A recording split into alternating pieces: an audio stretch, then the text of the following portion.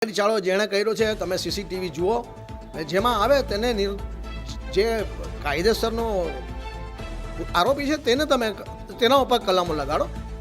આ તો નિર્દોષ ઉપર કલમ લગાડો તો વ્યાજબી નથી.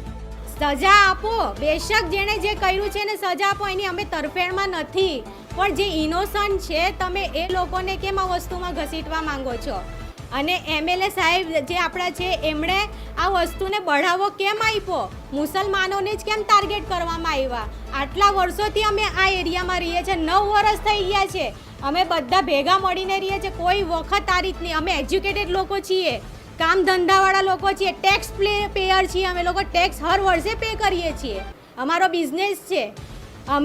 અમારો તમે રેકોર્ડ, ક્રિમિનલ રેકોર્ડ ઉઠાવીને જોઈ શકો, આજ સુધી એક પણ ક્રિમિનલ રેકોર્ડ અમારો દર્જ નથી થયો.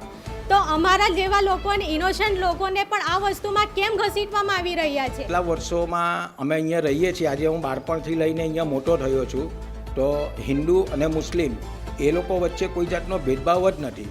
એ લોકો એકબીજાના વ્યવસાય સાથે સંકળાયેલા છે, એકબીજાના પરિવારો સાથે સંકળાયેલા છે, એકબીજાની મદદ માટે પણ હંમેશા તત્પર અને ઊભા રહે છે. પણ જ્યારે પરિસ્થિતિ નાજુક બને છે તો ત્યારે આવી ઘટનાઓ બનતી હોય છે.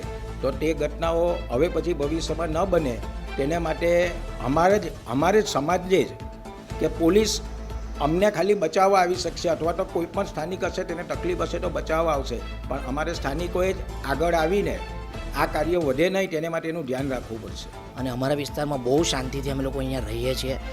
દાખલા તરીકે બાજુમાં અમારા તો જ્વેલર્સ છે પપ્પુભાઈ, આજુબાજુ બધા હિન્દુ કોમ્યુનિટી પણ છે, અમે મુસ્લિમ કોમ્યુનિટી પર રહીએ છીએ. ક્યારે અમારી વચ્ચે આવા વિવાદ નથી થયા. કદાચ મારી દુકાન બંધ થાય તો એમનો ફોન આવે કે આજે કેમ દુકાન નથી ખોલી.